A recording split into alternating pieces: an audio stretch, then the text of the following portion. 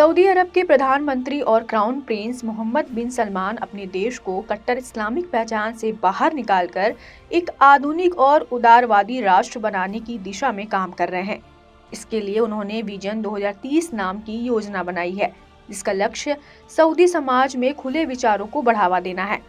इस बदलाव के तहत अब सऊदी अरब के स्कूलों में बच्चों को इस्लाम के अलावा अन्य धर्मों की भी जानकारी दी जा रही है। मोहम्मद बिन सलमान का मानना है कि इस्लामिक शिक्षा को समय के हिसाब से समझने और अपनाने की जरूरत है।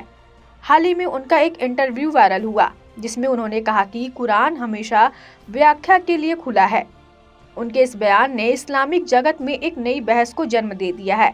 कई पारंपरिक इस्लामिक विद्वान कुरान की किसी भी नई व्याख्या के खिलाफ रहे हैं। उनका कहना है कि कुरान का संदेश अंतिम सत्य है और इसमें कोई बदलाव या नई व्याख्या नहीं हो सकती।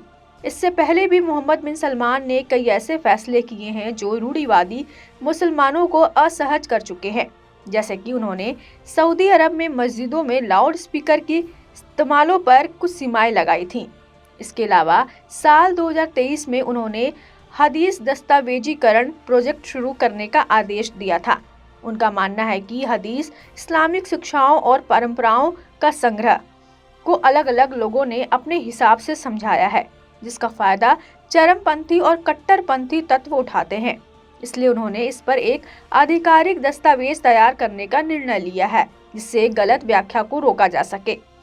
मोहम्मद बिन सलमान के ये कदम इस्लामी दुनिया में दूरगामी प्रभाव डाल सकते हैं। सऊदी अरब जिस तरह धार्मिक मामलों में बदलाव कर रहा है, उसका असर दुनिया के अन्य मुस्लिम देशों पर भी पड़ सकता है।